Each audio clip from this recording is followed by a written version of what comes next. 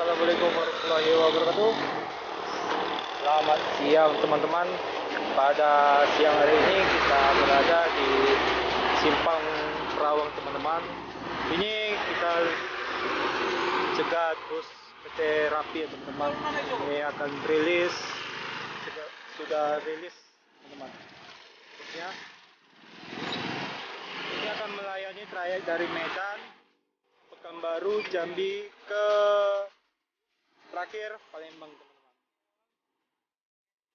Ini bus depan kita dengan napin Aporva dan belakangnya Asera teman-teman. Jadi kita akan mereview ke dalamnya teman-teman. Ini teman-teman busnya bagus sekali. Ini ke rumah makan Gunung Tigo di Simpang Perawang.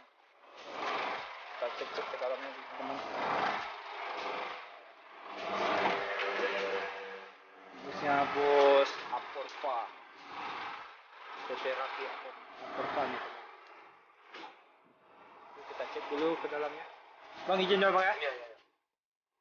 Halo Bapak. Situasi di dalam kabin bus. Ini seatnya dua-dua cek kelas. Ini teman-teman. Dengan seatnya ini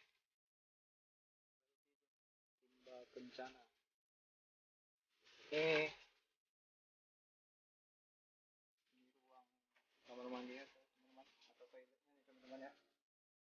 Toiletnya. Dan untuk jumlah bangkunya ini sampai ke belakang ya teman-teman ya.